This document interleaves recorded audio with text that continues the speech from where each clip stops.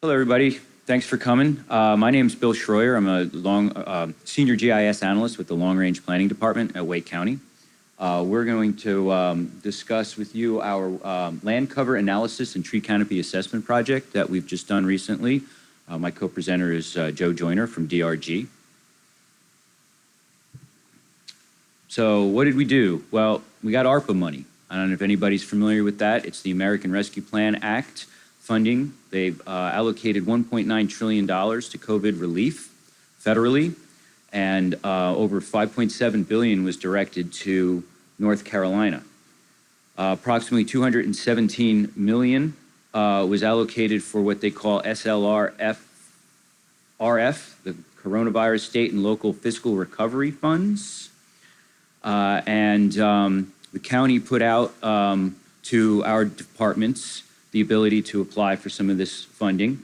Their primary concern for ARPA goals was COVID-19 health needs, but secondarily, they had some other areas that if we as departments wanted to address, things that revolved around economic impacts, possibly spurred by the pandemic, systematic community challenges, and planning for future events. So with that, what we chose to do was put a little spin on a public health emphasis, and we operated within the context of eligibility under the ARPA funding and the NC General statutes that were applied.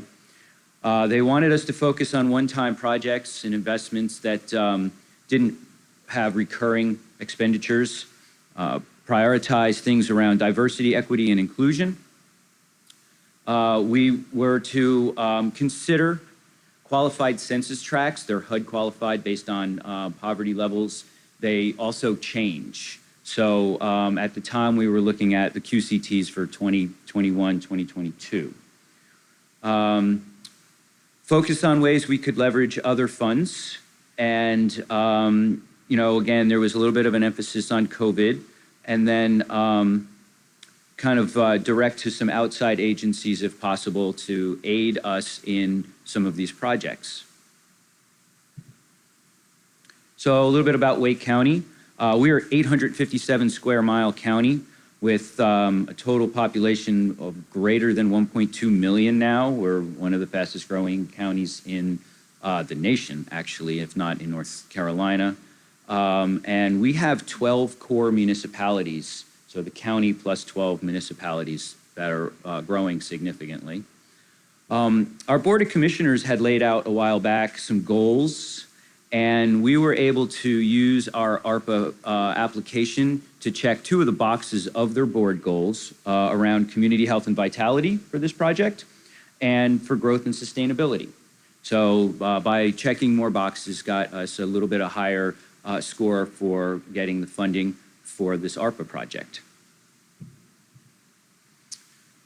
So conceptually, we wanted something that was going to be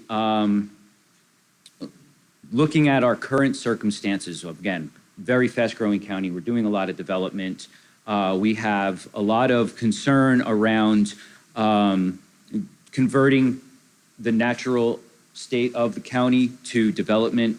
There's a lot of density that we're focusing in around the municipalities, try to prevent some of the sprawl that's occurring outside of the municipalities into Wake County itself. And we've done quite a few outreaches to municipalities for several projects, including a comprehensive plan that we've done just recently.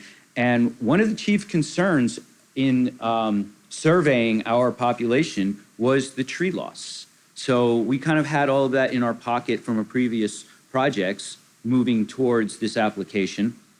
So our goal was to complete a tree canopy assessment over 10 years. We weren't really sure how to get there just yet. We wanted to get an idea of what our total land cover was of the forested areas, the canopy, some additional surfaces.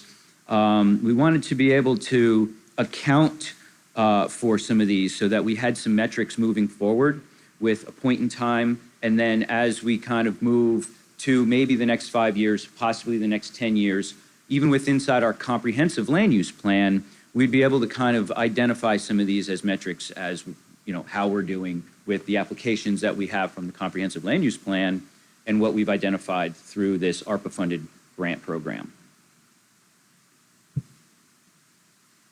So again, our goal became to provide a robust data set that kind of helped answer these questions. So we started out with the concept of land cover, right? So instead of just focusing on the trees, we decided to go with a entire land cover data set, which would include things like impervious surface, tree canopy, obviously, possibly both canopy of deciduous and coniferous, our water bodies, and what we were kind of loosely calling the barren land areas. They could be farmland, they could be just grass fields. We wanted something that we could measure around the developed environment. That would be impervious surface coming from the land cover. We wanted to, again, differentiate and measure the tree canopy. So we kind of used this overall land cover analysis, and then kind of the proof of concept was immediately using this for the purpose of the tree canopy measurement, so that we kind of applied for the money to get this land cover, and then told the county managers that from this, we'll be able to identify invariable tree canopies and the measurements, and then look back over time for what kind of change may have occurred. Canopy health was also identified as being important, and then opportunities for restoration. So we, in Wake County, have a pretty robust open space acquisition program. We have a model for that. We get grant funding maybe through bonds that the citizens vote on, and purchase open space as much as we can. There's a goal of 30% open space throughout the county, and a lot of our open space is farmland, so it starts out without any trees. So we want to identify opportunities where we might be able to come in and aid in the implementation and replanting of our canopy, while we know that offsetting possibly the loss that's occurring with some of the other farms that don't sell to open space and become subdivisions.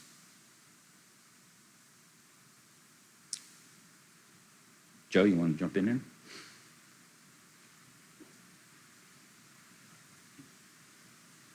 Thank you, Bill.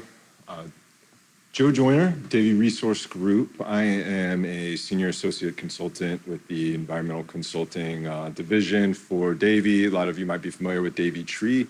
We're owned by the same parent company, but we are a separate legal entity and I focus specifically on urban forestry. I have a background from UNC Chapel Hill in political science and history, which didn't give me too much, and then got a master's degree in policy analysis and using quantitative methods to look at intelligence analysis, and somehow fell into the arboriculture industry. And so through that, I have found my way here to working with Wake County and working on this land cover analysis project.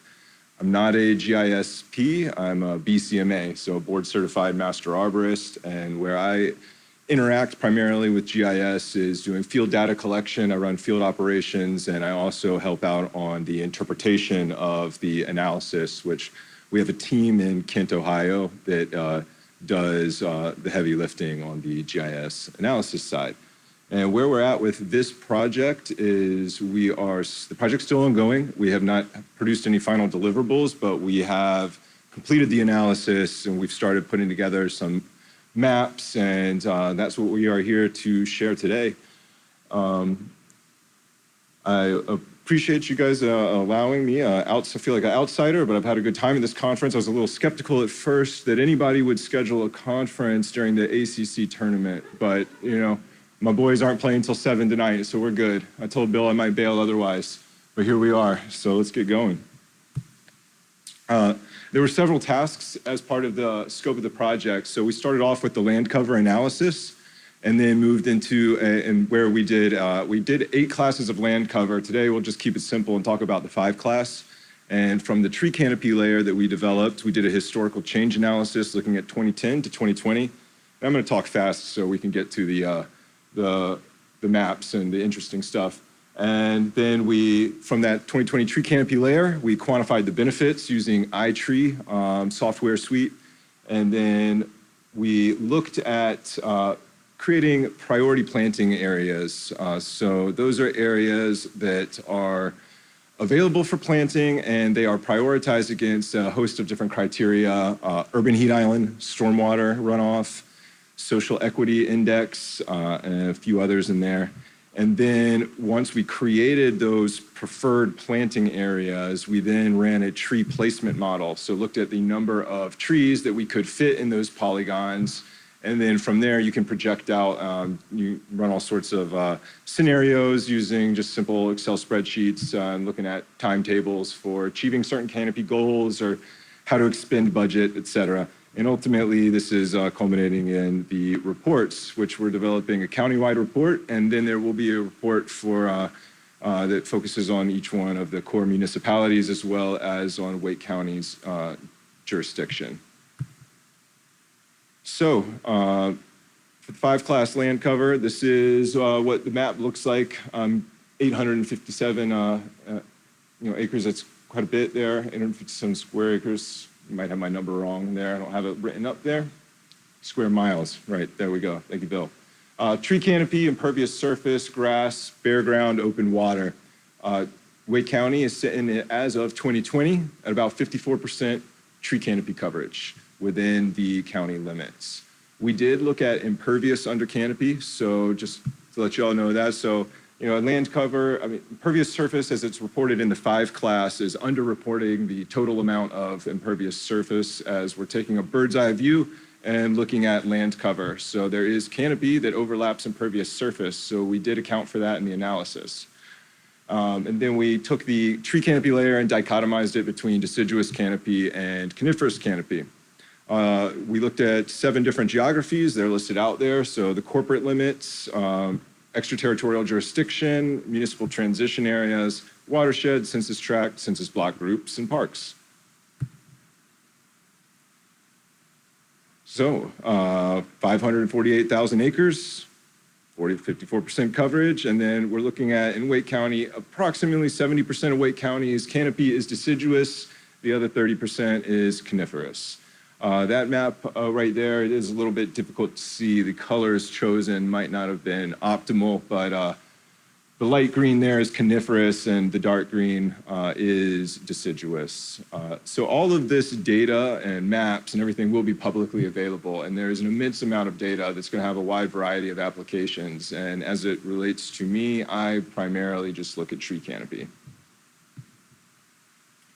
Here is our forest health analysis there, the mapping deliverable of that. So I don't want to get too into the weeds there. If you have questions and want to get into the weeds, let's hold it to the end. But that is showing you the approximate forest health for our canopy in Wake County. Darker green, better health. Red, worse health. And to show you, since the census block group was our smallest unit of analysis, I wanted to include this map to show you, as it gives you the best idea of how canopy density is distributed throughout the county. And out of the 651 block groups, the median is right about 50%, which is right on the 54% countywide average. And so, change analysis, just a little graphic there. We can increase canopy by planting trees, and we can decrease canopy by removing trees. As Bill mentioned, that was in large part, the impetus for the project. The significant amount of development over the last decade has been great. Economic growth is good. One of the consequences of economic growth and development has been environmental impact, particularly canopy loss. So from 2010 to 2020, 11,122 acres of canopy approximately throughout the canopy have been lost, which translates to a 3.6% decrease in the amount of tree canopy and an absolute change of canopy cover, in terms of the land cover of the county of 2%. And as we get into the planting area and vulnerability analysis is where, a lot of, the cool, more interesting types of, findings are going to be housed. So we identified possible planting areas. So we looked at bare soil, pervious surfaces, and there was some exclusions applied to that. So right-of-ways were an exclusion, recreational fields, places intended not to be planted, active agricultural, horticultural areas. So we excluded those, and then from that we had our preferred planting areas. And then those areas were prioritized across those criteria right there according to the weighting, which is also right there. And then what goes into that criteria are 3 distinct vulnerability analyses that we ran. So we looked at the distribution of social equity per the social equity atlas curated by, I believe that's curated by Bill and your team at Wake County. And then we looked at urban heat island and stormwater. So the maps that I'm going to show you are similar maps. They'll look probably, since it's due to the scale of the county, you're not going to really be able to nail down in there too much, but what you're seeing there, those are the preferred planting areas.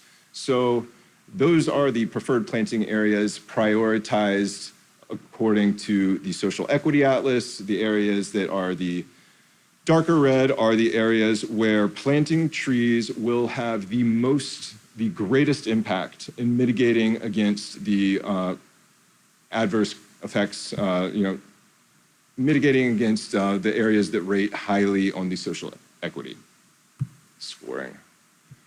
Same with the urban heat island. I was hoping to be able to show you a actual heat map, a distribution of the heat throughout the county. However, that will be a part of the final deliverable in the report. Just didn't have that ready today. But again, those are the planting areas prioritized according to where can we plant trees to mitigate against urban heat island.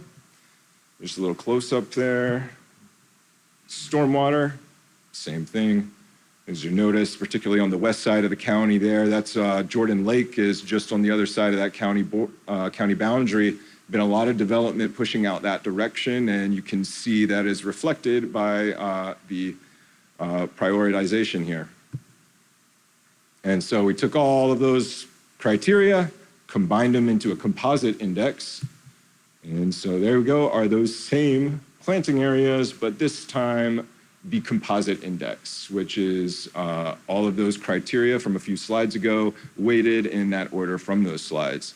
And I think that our tree placement modeling had about 300,000+ potential planting sites. I got to back that up. I think that we're talking, it might have been 3 million. So I might be off by a scale here. Sorry about that. I'll double check and make sure that the version of this that gets uploaded to the conference resources, in case you want to check it out later, has the 100% accurate numbers. But as we can see, about 2/5 of the total sites are rating very high. And so how that kind of will look in terms of GIS. So this is a screen grab of the tree placement modeling. And we have dropped tree points within a polygon that was a preferred planting polygon. When you click on a tree point, it's going to be attributed by the different criteria that went into it. So pretty robust there, and you can be looking at a lot of things more than just tree canopy. And so reporting, the final reports are going to be more just purely descriptive of the analytical findings, trying to be as graphical as possible and as little text as possible, so more like an atlas as opposed to an actual report. Just want to touch real quickly on some ways to operationalize this type of data. So you can use this to set canopy goals. You can use it to direct tree planting initiatives. You can look at evaluating development ordinances. So, how has your ordinance performed over the last 20 years? Development plan site review. And also land use planning and land management planning. And here is a graphic from the old Swift Creek Watershed Management Plan. Watersheds was one of the geographies that we looked at. So I think that this might be is this currently being updated, or is there a plan to update it? Well, as an example, if you are looking at updating a land use plan, this data could be highly relevant. And just touched a little bit there on a few of very many funding opportunities, and with the keyword being, Google Resiliency Grant, and you will find a lot of information. So hopefully that wasn't too quick for everybody, but it looks like we're at 21 minutes. So I think now is the time for questions. Thank you.